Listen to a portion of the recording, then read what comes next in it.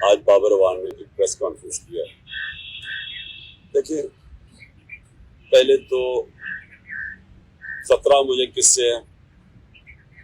میں نے جن 3 لوگوں کے نام لیے تھے میرے اوپر جب واردات ہوئی تو میں نے ان تینوں کے نام لیے، تو ہر چیز جو اس کے بعد ہوئی میرے اٹیمپٹ کے بعد وہ مجھے کنفرم کرتی ہے کہ وہ تینوں ملوث تھے اس میں.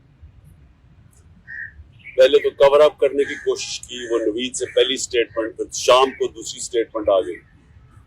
دوسری سٹیٹمنٹ جب وہ کر رہا تھا تو جے آئی ٹی کے اندر رپورٹ ہے کہ وہاں 5 نامعلوم افراد بیٹھے ہوئے تھے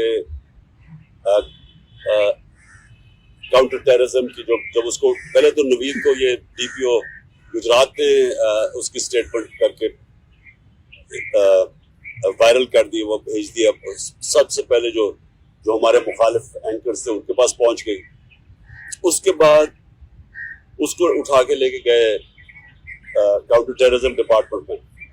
ادھر 5 نامعلوم افراد جو کہ جج کے سامنے اینٹی ٹیررزم کورٹ کے جج کے سامنے جے آئی ٹی کی رپورٹ ہے کہ وہ 5 نامعلوم افراد تھے، وہ وہاں بیٹھے. اس نے دوسری اس کی ویڈیو بنائی اور کئی گھنٹے وہاں رکھا.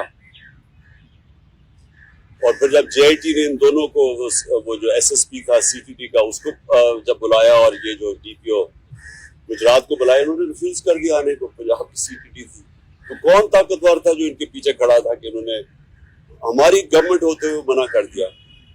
پھر اس کے بعد جو جے آئی ٹی کو سیبوٹاج کرنے کی کوشش کی، 4 لوگوں نے اپنے بیان بدلے جے آئی ٹی کے لوگوں نے. ان کے بعد اس کے اوپر پروسیکیوٹر جنرل نے ان کے اوپر تفتیش کی. اس نے کہا کہ ان کے اوپر ایکشن لینا چاہیے، انہوں نے سیبوٹاج کرنے کی کوشش کی ہے.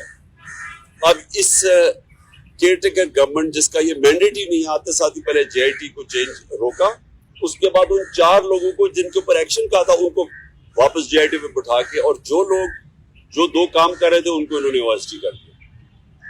تو یہ جو کور اپ ہے یہ صرف وہ کر سکتا ہے جس کے پاس طاقت ہے، اور طاقت کسی کے پاس ہے؟ ڈرٹی ہیری کے پاس طاقت ہے، رانا ثناء اللہ کے پاس طاقت ہے، اور شہباز شریف. یہ جو تینوں میں نے نامنیٹ کیے، اس کے علاوہ یہ نہیں ہو سکتا. اس کے علاوہ یہ سیبوٹاج نہیں کر سکتے جے آئی ٹی.